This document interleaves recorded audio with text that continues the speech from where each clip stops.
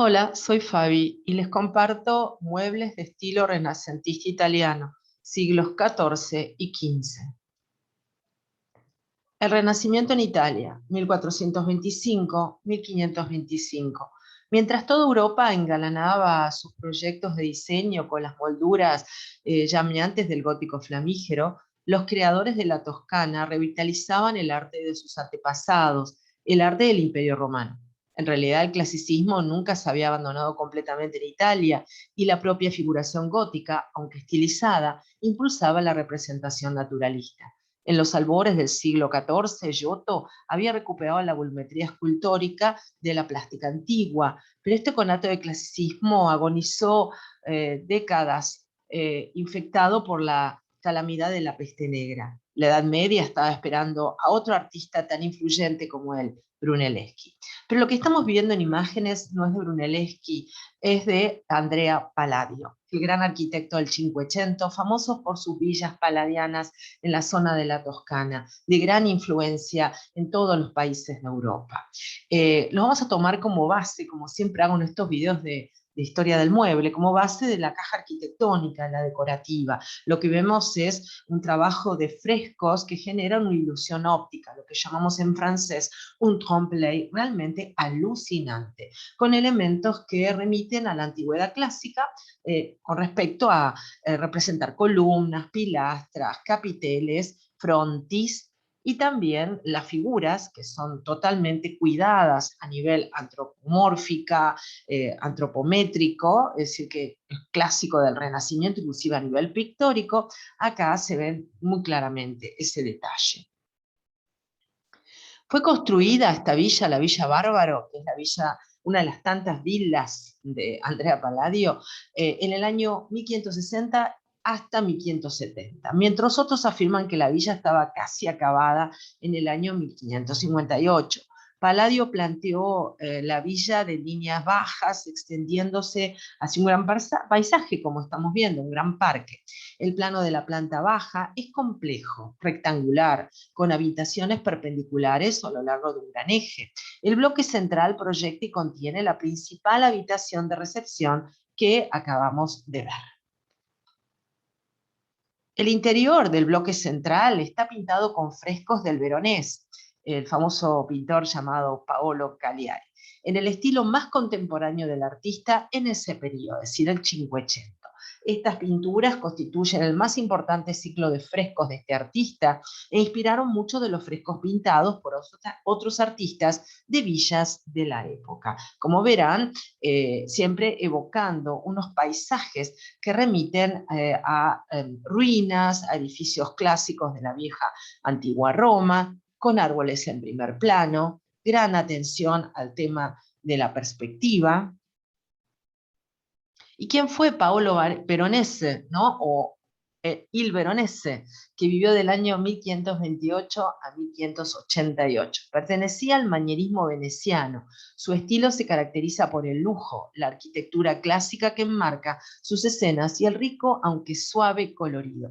Ahí vemos un retrato de Paolo Veronese, llamado Il Veronese, y al costado, mira a la derecha, lo que él ejecutó como fresco decorativo en esta Villa Bárbaro, que la tomamos como ejemplo, simplemente como uno de los tantos ejemplos de decoración renacentista. También podríamos visitar palacios de Florencia, pero este es muy evocador y van a ver lo que podemos llegar a deducir de esto con respecto al tema mobiliario, ¿no? Estamos en una Italia que va a marcar la tendencia en el arte hasta que llega a Francia, la Francia de Luis XIV, y es ahí donde Francia un poco desbanca a Italia a nivel artístico. Pero por ahora Italia sigue embanderando las líneas del diseño y de del arte. Ahora, en el mobiliario van a notar como una bajada de cambio importante. En este contexto, que por eso se los estoy mostrando, porque es un contexto de un lujo artístico increíble, maravilloso.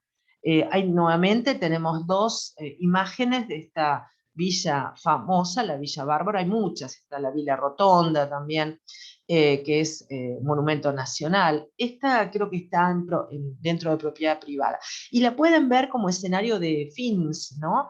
Les puedo recomendar Amanti, que después se los voy a dejar linkeado abajo, de la década del 60 con Faye Dunaway y Marcello Mastroianni, donde aquí se puede ver el recorrido interno de esta famosa residencia, exquisita por cierto, que fue con el tiempo habitada y en algunos casos reacondicionada en tema aberturas. Ahí se ve otra imagen donde el trompe-l'œil, es decir, el engaño a la vista, la ilusión óptica, es alucinante. Uno va caminando por el interior de la residencia y se encuentra en la parte superior con estas damas mirando por una supuesta balustrada. Por eso es tan importante, ven, asociarlo con esto que les contaba de recorrerla por dentro. Y bueno, y por eso les recomiendo ver el video que les voy a dejar. Hablando de moda, ya saben, la moda, aparte de la moda no incomoda, dice el refrán, la moda femenina es muy importante para la historia del mueble, en qué medidas se desarrollan los miniñaques, la volumetría de la falda. Aquí vemos cómo vestiría una dama de la época de renacentista, cómo se peinaría, y por supuesto, el emblema de la dama del Renacimiento, la Gioconda o la Mona Lisa, obra del genial Leonardo. Aquí tenemos el Palacio del Té de Mantua, para que vean otra referencia. Si vuelve en escena todo lo que tenga que ver con elementos grecolatinos, pilastras, columnas, capiteles y bóvedas, obviamente. Bóvedas, lunetos, arcos de medio punto, enmarcar la arquitectura con todos estos elementos arquitectónicos. Por supuesto, con frescos en el techo, de gusto, vieron, renacentista. En algunos casos, manierista. El manierismo acaece también durante el siglo XVI, en el Cinquecento, pero sería un arte más intelectual, una deformación del arte tan clásico que nos presenta el Renacimiento, siempre considerando que el 480 es más lineal y el 580 es más volumétrico. El 480 es más Florencia y el 580 es más Roma y el Papa, ¿no? Eso es en cuanto a la historia del arte. Volvamos a la historia de la decoración. Miren qué belleza. Es la sala de las perspectivas de la Villa Farnesina, que fue ejecutada desde el año 1505 a 1511 en Trastevere, decorada por Baltasar Peruzzi. Las paredes están abiertas con imaginación hacia paisajes y mundos imaginarios. Es un lugar que quiere prescindir de los límites del espacio. Allí el tiempo juega a llevarnos una época sin tiempo, poblada de dioses, jardines, escenas en que la realidad cotidiana se sublima. La chimenea se convierte en la fragua de Vulcano, por el fresco que tiene justamente en la parte superior. Observen qué maravilla los mármoles verdaderos, las taraceas originales de mármoles, y los falsos que vemos hacia ese balcón. Ahora nos vamos a acercar. Por supuesto, en el Renacimiento, esto ya se los comenté, en el Renacimiento francés y en el Renacimiento inglés, el Tudor, los casetonados en el techo, las taraceas en los pisos y en las paredes, también los trampantojos o la ilusión óptica, o como llamamos los trompe-l'œil, que acá son realmente alucinantes en esta obra.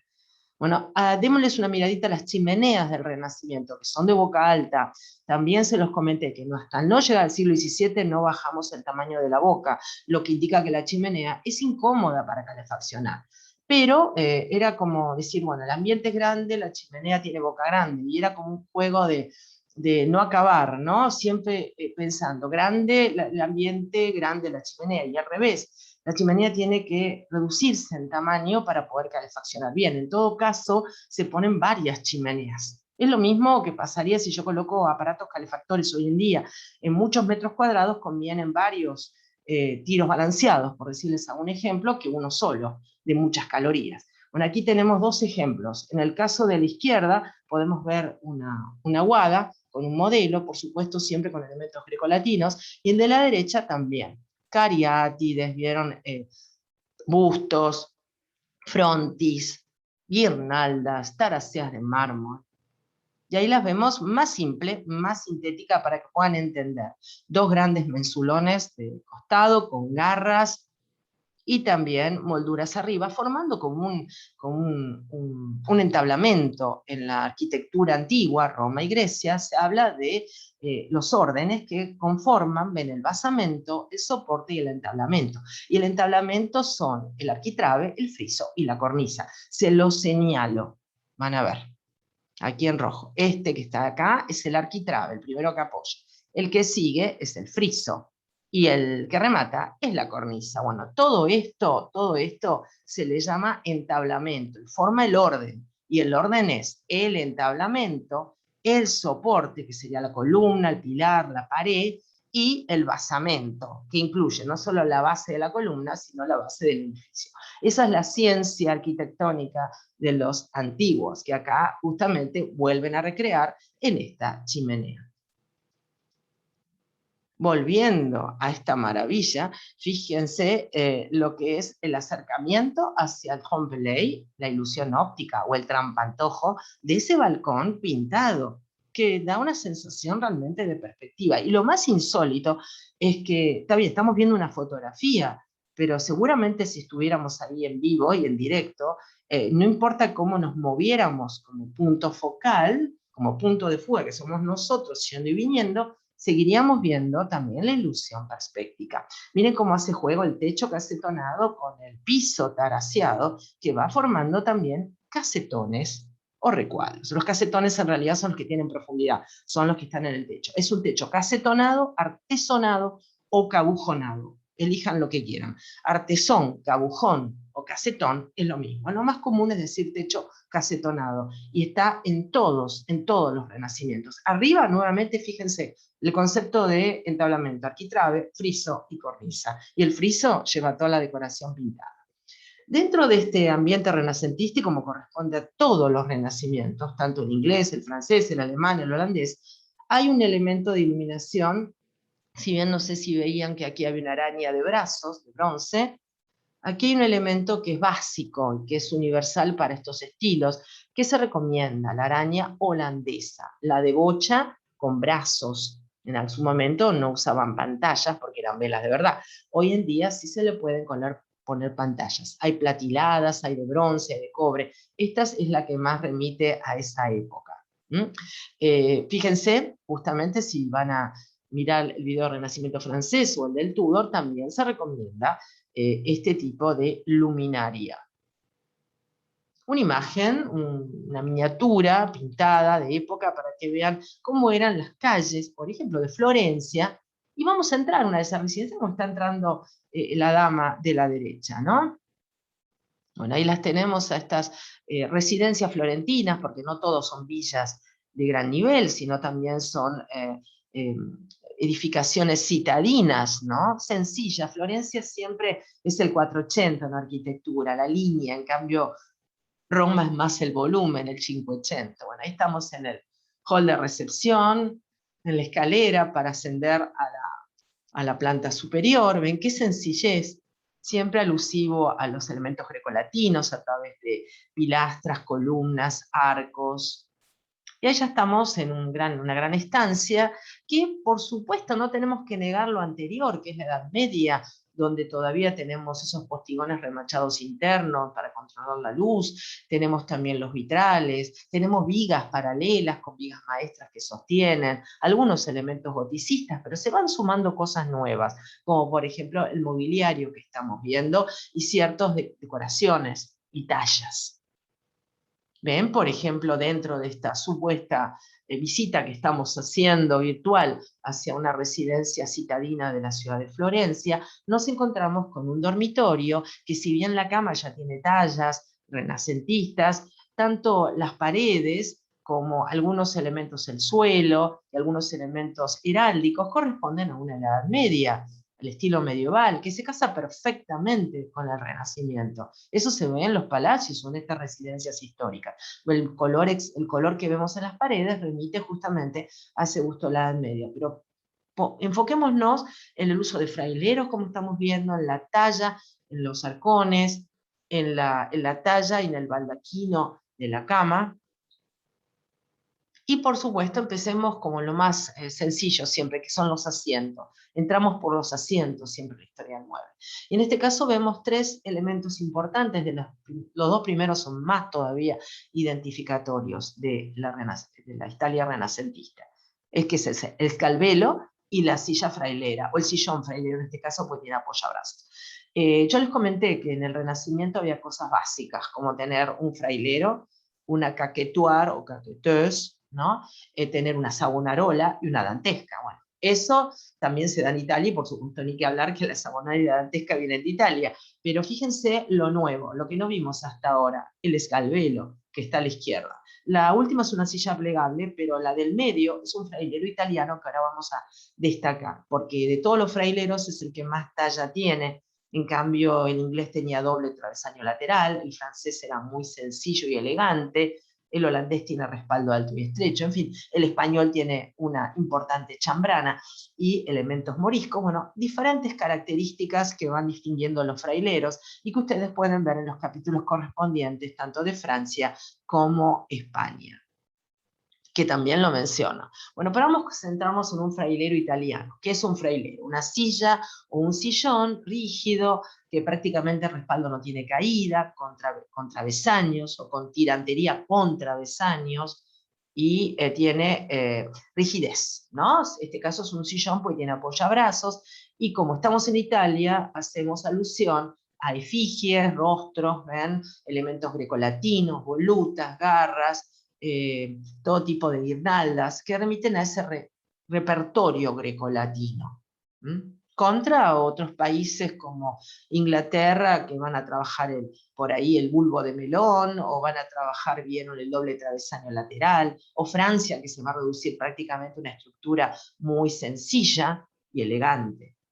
Pero hay un banquito, una sillita, diríamos, no es un banquito, es una sillita porque tiene respaldo. Es una sillita, es tan chiquito parecería, ¿no? Un ejemplo básico de lo italiano, que es más que nada decorativo que cómodo para sentarse, es el escalvelo. Bueno, presten la atención al escalvelo porque dentro de los renacimientos uno puede usar en todos los países, vieron Savonarola, dantesca, frailero, pero ¿qué es lo que distingue a cada país? Así como Francia tiene la caquetuar, ¿no? Inglaterra tiene unos asientos muy particulares con unas tallas especiales, el Tudor. Aquí en Italia tenemos el scalvelo y el panchetto. Bueno, empecemos por el scalvelo. Ahí tenemos varias imágenes de la misma pieza y dos diferencias, ¿no? Uno menos tallado y otro con más talla de bulto. ¿Qué maderas se están utilizando? Nogal y álamo. Bueno, el escalvelo es un tipo de taburete, ¿ven? A veces se lo define, el taburete es un banquito o escabel, no tiene que tener respaldo, pero bueno, a veces se lo define así, por eso se los menciono por las dudas. Yo soy a veces muy estricta con las definiciones, pero bueno, acá se los menciono como muchas veces lo definen los anticuarios. El taburete, recuerden, siempre es sin respaldo, pero a veces se lo define como tal. Es un tipo de taburete típico del Renacimiento italiano. Y de vuelta dice, un sillón con apoyabrazos solía ser una silla, la sedia para los italianos. Es decir, si la silla tenía apoyabrazos, ¿no? Que en realidad es un silloncito, para ellos es la sedia. Entonces, tenía una importancia hierática. Esto es como más doméstico, como más burgués, sería, ¿no? Para que lo use todo el mundo. Entonces, los scalveli, recuerden que scalvelo es en singular y scalveli es en plural. Los scalveli estaban hechos típicamente de nogal e incluían una variedad de tallas y elementos torneados. Las patas pueden ser dos tablas decoradas con apoyo o tres patas de imposta ornamentadas y talladas por separado. Este asiento a menudo se colocaba en los pasillos con la impresión y el tallado del emblema de la familia, extraído del escudo de armas. Su propósito principal era solamente decorativo, por lo que el asiento no era necesariamente muy cómodo. Se fabricaron sillas similares en Francia, donde se las conocía como sillas auxiliares. Estos tenían soportes sólidos, llamados soportes de asiento, en forma de rombo. Sí, se remite a la caquetuar, que ahora la vamos a volver a ver, pero en realidad, la caquetuar es un modelo netamente francés. Ahí está el detalle. Bueno, como estamos en Italia y en el Renacimiento, invito a que recuerden siempre que es una época de escultores descollantes. Y si piensan por ahí en Miguel Ángel, no les viene mal en la mente pensar que les encantaba la talla a esta gente, ¿no? Y aparte remiten a lo greco-latino. Es muy importante la historia del arte como soporte de la historia del mundo. Ahí tienen más, miren qué bonitos. Es más, lo que les estoy mostrando estaban en venta en Mercado Libre o en la red o en algunas casas de anticuarios. Así que pueden pensar que no todo es de museo y que esto se utiliza también. Hasta diríamos que parece muy pintoresco, ¿no? Como de una cabaña en los Alpes. Pero está el otro. el panqueto. El panqueto es un trípode, es más rígido todavía el panqueto. Fíjense la relación con la proporción áurea, y claro, estamos en el Renacimiento. La proporción áurea, el número de oro, como se dice, esa proporción que descubrieron los griegos y que está en la naturaleza. Por eso siempre vemos esa forma, vieron, de caracol, de nautilus, porque tiene que ver con el triángulo rectángulo y con cómo se inserta en él un triángulo, y la hipotenusa del triángulo y su medida, ¿no? Esa medida que se repite y que es un número periódico. Y aquí lo que podemos ver, ven, es el panqueto, miren las formas que tiene. Este es más todavía más incómodo para sentarse. Por eso estaba el tema de lucir esto como emblema más que un asiento. Entonces, por un lado el esgalvelo y por el otro lado el panqueto. Pero hay dos estrellas de los asientos que son la Savonarola y la Dantesca. La Savonarola a la izquierda, la Dantesca a la derecha. Ya las he presentado con el Renacimiento, tanto francés como con el Tudor. En el Renacimiento todos querían tener en su decoración un par de estas. ¿Que provienen de dónde? De la curul romana, justamente, de la famosa banqueta de los senadores romanos. Recuerden que en este canal tienen el mueble romano para poder verla. Y aparte que lo menciono también en los otros dos renacimientos, tanto Francia como Inglaterra. ¿Qué diferencia tiene la Savonarola de la Dantesca? La Savonarola que estamos viendo aquí en dos modelos se pliega. Es una silla de tipología de X, plegable. Actualmente está en vigencia con otros materiales. Siempre da que hablar este tipo de tipología de silla en X. Ahí se puede ver justamente a la izquierda un modelo más contemporáneo con madera más clara y a la derecha un modelo más tradicional. Con decirles que el asiento de la derecha está pleno y el asiento de la izquierda está también con barbillos, es decir, con todas estas piezas de madera que se van sucediendo una al lado de la otra. Ahí tiene otro más. ¿Y cómo se pliega? Se pliega de costado, diferente a lo que estamos acostumbrados a plegar hoy en día en los muebles contemporáneos. Otro modelo, y acá sí, miren. La de la izquierda es la dantesca, que no se pliega. Acuérdense de Dante, así se acuerdan cómo se llama. Y la de la derecha es la Savonarola, que también lleva el nombre de un personaje ilustre histórico. Bueno, ahí tiene entonces dantesca, Savonarola. Sin esto no armamos ningún renacimiento estéticamente viable en aquellos tiempos. No estaríamos a la moda en decoración. Otra vez la proporción áurea y la Savonarola.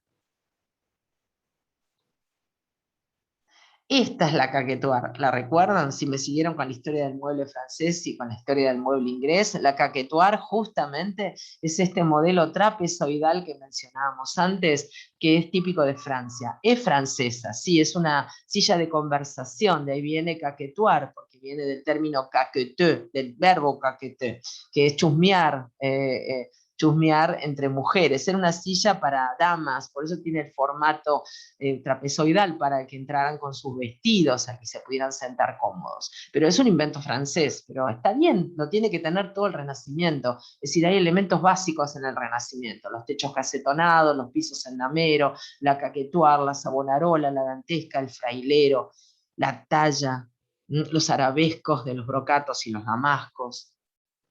Y siguiendo con Italia específicamente, entonces, en Italia, ¿qué tenemos? Escalvelo, panqueto y casapanca o arquibanco. Lo que llamaríamos en la Edad Media francesa el banco cofre, ¿no es así? Bueno, la casapanca o arquibanco también tiene alusión a elementos grecolatinos, y por supuesto los italianos en esta época prefieren justamente los tableros replanados, esos cartuchos que ven de ángulos rectos. Un mueble impactante, ¿no? Ahí se lo ve, ven, dentro de esta imagen histórica, se puede ver cómo se inserta dentro de un ambiente. Se puede también visualizar la savonarola, la dantesca, el panqueto y la cama sobre plataforma. También con cabecera y piecera, con un tablero, con cartuchos en ángulo recto moldurados. El resto de la decoración proviene en muchos aspectos en la parte inferior de la Edad Media y la parte superior ya del Renacimiento, con figura humana, perspectiva, pisos de terracota, alfombras orientales. En el caso particular se ve una alfombra de oración, Y otra vez la proporción áurea y vamos a un elemento base. Ya conocimos el esgalvelo, el panqueto, la savonarola, la dantesca y ahora vamos al casone. Para guardar, todo guardado, ya saben, en estos tiempos se guardaba todo en cofres y arcones. Cofre, tapa plana, arcón, tapa curva, pero en Italia los cofres tienen como una sobredimensión arriba de altura, por eso se les llama arcas. Arcas en italiano casones. Otra vez la proporción áurea. Se distinguen dos tipos, los comunes y los de boda. Los de boda van ilustrados. Vamos a ver. En el caso particular, esta es la mesa. La mesa es con patas torneadas, todo tipo de torneado, porque estábamos en el Renacimiento y lo escultórico es la ley. Pero hay otras mesas. Esto sería la base, la mesa con cuatro patas, con travesaños, con tirantería y toda torneada. Pero también está la mesa especial. ¿Qué es esta? Esta mesa especial es la que proviene del trapezóforo romano, que en Roma se hacía en mármol y no era una mesa para comer, era como un escritorio para el emperador. Esto se ve en Francia. Francia va a la cabeza con estas mesas a través de Sarson, el famoso mueblista. Italia también, por supuesto, las fabrica, las lleva a cabo. Pero diríamos que también está las otras, las de cuatro patas torneadas. ¿Qué está pasando en Inglaterra en esta misma época? Bueno, recuerden, es el Tudor, los bulbos de melón. Bueno, entonces tenemos acá lo que proviene del famoso trapezóforo romano, y ahí se ven los detalles de talla abundante. Nuevamente el concepto, ven, de entablamento, de friso arriba. Todo tiene que ver con la arquitectura, todo es muy edilicio. Igual esto remite o copia el cartibulum, la mensa, el trapezóforo romano. Es decir, la mensa era la mesa, escritorio para los romanos, que era de mármol y llevaba una tapa, el cartibulum, y las patas trapezóforos, son como unos trapecios. Les recomiendo ver el capítulo de Roma. Ahí se la ve, ¿ven? Esta mesa en el Renacimiento francés es muy común, es lo que ellos usan porque los franceses ya la tienen re clara, que quieren una decoración elegante. Es la época de Francisco I y Francia ya se va perfilando a dominar la historia del mueble para futuro. Pero Italia todavía tiene las otras mesas, las que son con patas torneadas, estas también, pero no son las únicas, ¿no? Bueno, esa es la mesa trapezóforo. Vamos a los aparadores para guardar vajilla. Así después vemos los cazones de boda que les comenté antes. El aparador toscano es de nogal, por supuesto. Tenemos acá, es un ejemplo clarísimo de lo que es el mueble renacentista italiano. Tiene las cuatro virtudes cardinales en relieve, separado en dos partes, parte inferior con cuatro cajones a la izquierda y del otro lado un panel con una mujer tallada en el centro. La parte superior está sujeta por dos atlantes en las esquinas con influencias griegas y tres escudos de armas con decoraciones de frutas y flores, y en la pieza central. Es una pieza de anticuario esta, pertenece al Cinquecento, al siglo XVI. El 480 es el siglo XV. Vamos a verlo en detalle. Fíjense, ahí tenemos estos querubines a las esquinas. Miren lo que es el nogal, qué belleza de madera. Y ahí tenemos los atlantes, que son como unos hombres ménsulas. Las cariátides son mujeres columna, los atlantes son hombres ménsulas. Notarán también agujeritos de apolillado. Bueno, eso es garantía de que es un mueble antiguo. Ahí se lo ve más en detalle el atlante, una pieza magnífica, de museo, diríamos ya, ¿no? Bueno, pero hay otras piezas más diríamos, adaptables a la medida humana, ¿no? Que son los aparadores bajos, porque lo que anterior que vimos es un aparador alto. Vamos a verlo, bien, en todo su esplendor. Es un aparador harto, con cajonera, con todo. ¿Para qué sirven los aparadores en la historia del mueble? O en el mueble? Para guardar vajillas. Aquí guardaban la vajilla. ¿Qué vajilla? La vajilla de peltre, de cobre, de bronce. Todavía no anda entrando mucho la porcelana, que después se va a hacer tan común a partir del siglo XVII. Y ahí lo tienen, ven, esto hoy en día podemos encontrar en muchas residencias piezas que no son, vieron, de anticuario, pero sí son valiosas y hechas por ebanistas y tienen elementos arquitectónicos también, basamento, soporte, entablamento, un remate con un mármol y abajo lo que ya conocen, ¿no? Las medias cebollas. Vamos a acercarnos, esto es nogal también. Entonces sería el aparador renacentista, que se caracteriza por tener estos cartuchos con abundante talla. Este es el detalle del mármol. Aquí en mi país, la Argentina, este mármol le llamamos marrón imperial. Es un mármol realmente espectacular, de color marrón, con vetas blancas. Y hay otros, miren, mueble de salón aparador antiguo. En este caso, más de estilo rústico renacentista, pero les quiero hacer una aclaración. También es un trinchante o trinchero, y también es un platero. Entonces, aparador, trinchante, trinchero o platero. Para guardar platería, trinchantes para cortar arriba, por eso se le llama así, para el servicio de la mesa. Y hago una aclaración porque esto es del siglo XIX. Cuando ustedes vean este tipo de mobiliario tan impresionante en cuanto a altura, impacto, son las copias que se hacen en el siglo XIX. Si me siguieron con la historia del mueble, saben que existen estilos eclécticos históricos. En el caso de Francia, Luis Philippe, Napoleón III. En el caso de Inglaterra, el victoriano. En el caso del este europeo, por ahí dentro del Biedermeier tenemos cosas estrafalarias también. La burguesía es la que manda en este eclecticismo histórico. Se da también en la arquitectura, ese caos que pasa, que acontece en el siglo XIX, ¿no? Bueno, entonces, atención, esta es una pieza, diríamos, neorrenacentista. No sería exactamente como la que vimos anterior, ni esta, que por supuesto en las fábricas de muebles, los tallistas, los mueblistas, pueden sacar de catálogos y volver a reeditarlas. ¿Ven? Esta es una pieza más moderada, más utilitaria si quieren, porque el Renacimiento es muy utilitario. En cambio, en el siglo XIX hay una cuestión de ostentación que mencioné expresamente cuando hablamos de estos estilos eclécticos del siglo XIX. Bueno, ahí tienen otro más, ¿ven? Estos no pertenecen a la época renacentista, son producto del siglo XIX, que le encanta mirar para atrás. En cambio, esto sí es un producto renacentista, volviendo a los siglos que nos competen. Estos son los casones, ¿ven? Están los casones comunes, que en realidad ellos son arcas, en realidad.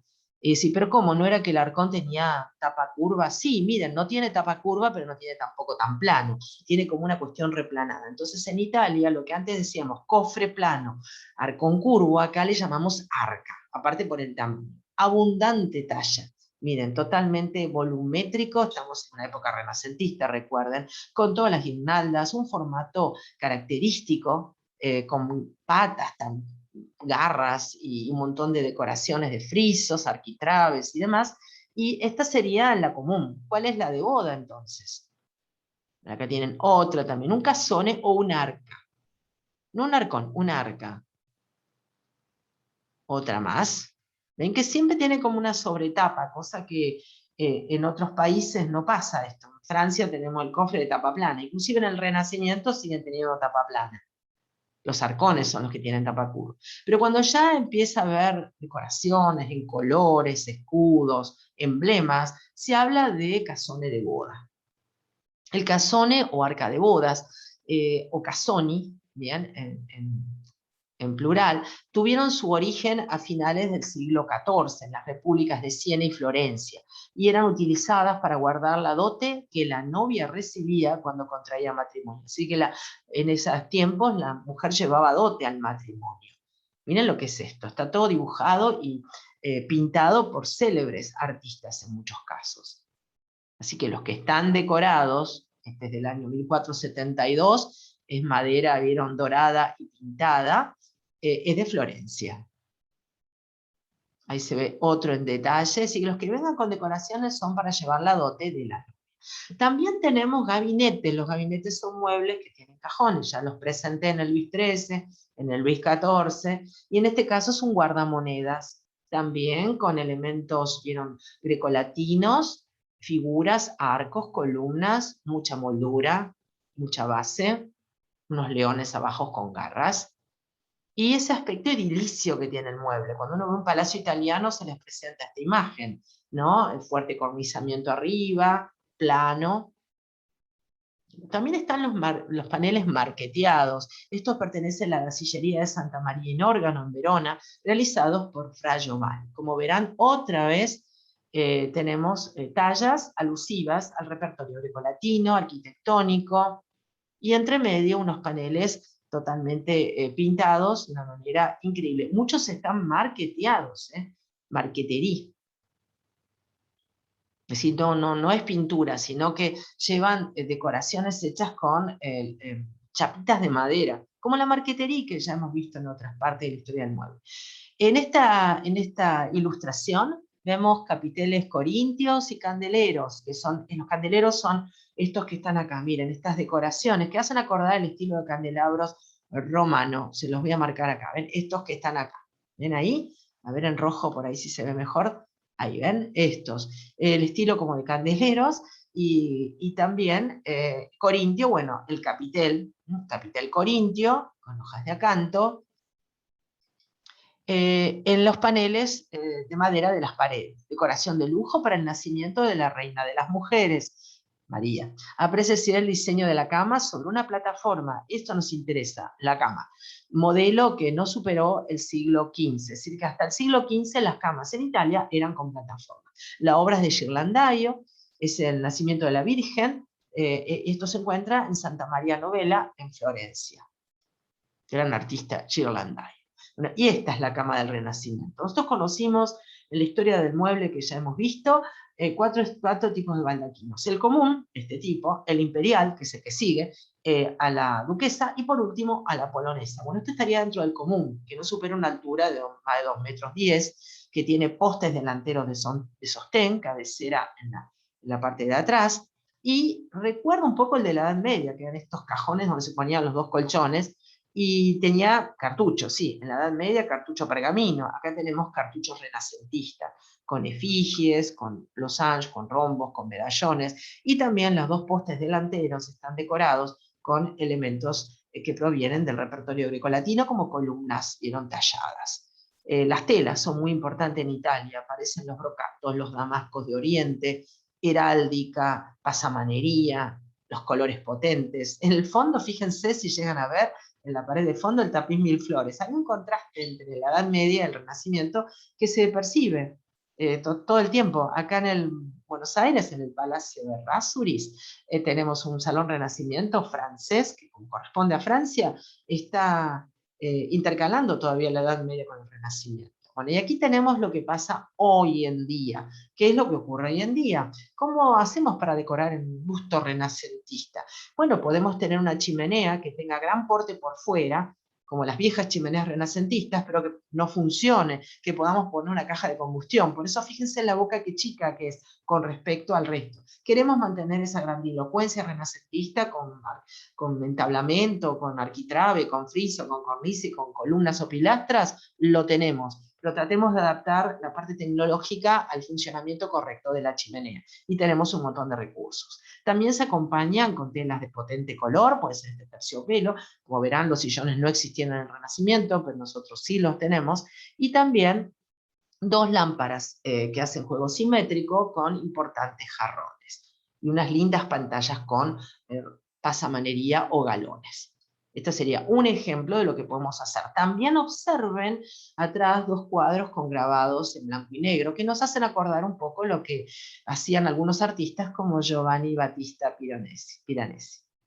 Pero también tenemos cocinas, ¿por qué no? Un poco difícil de mantener limpia esta cocina, ¿no? Pero bueno, si alguien quiere tener una cocina de este porte maravilloso, puede tenerla, ¿ven? Atención, miren bien, los tableros replanados de las alacenas superiores e inferiores son de ángulo recto moldurado. La campana de extracción del vapor de la cocina tiene que ver con la chimenea también del Renacimiento con un arco escarzano.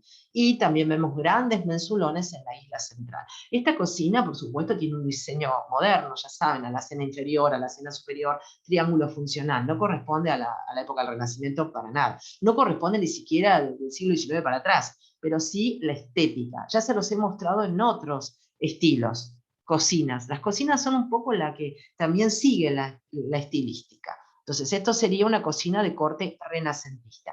pero no se confundan porque existe también el estilo toscano, la tendencia estilística toscana, que yo ya subía acá al canal, si quieren la pueden ver, y que tiene que ver con específicamente un estilo especial de la campiña, la toscana. Así que este es el Renacimiento, lo que hacemos hoy en día con el Renacimiento, no lo que hacían en la época de los Medici, que acabamos de verlo en la parte histórica. Bueno, esto sería, ven, un ejemplo de cómo lograríamos un look renacentista. Ahí tenemos en el caso de la derecha una habitación de hotel con grandes cortinados, el color rojo o bordó es recomendado, flores en los empapelados, recordando a los arabescos en especial, y el juego con pantallas y luminarias. En el caso de la izquierda, todavía más contemporáneo, porque se ha patinado la chimenea, se ha conservado su aspecto renacentista, con boca con arco escarzano, arriba con decoraciones también del repertorio grecolatino, pero miren qué bien se casa con estos sillones contemporáneos de mimbre, ¿no? Y también con una mesita de tecnología actual. Bueno, esto sería un poco lo que hacemos hoy en día con el Renacimiento, con el estilo Renacimiento, que por supuesto los invito a ver también el estilo toscano para comparar. Nos vamos a quedar entonces con la imagen de lo que sería justamente el Renacimiento como corresponde a la época de los Medici o a la época de Miguel Ángel, si quieren, ¿no? El estilo Renacimiento. Y por supuesto, los invito a ver el link que les voy a dejar con la película que les mencioné para recorrer un poquito la Villa Bárbaro. La Villa Bárbaro y ver la decoración de Paolo Cagliari, Il Veronese, en esta obra de Andrea Palladio. Muchas gracias. Espero que les haya sido útil. Hasta el próximo estilo.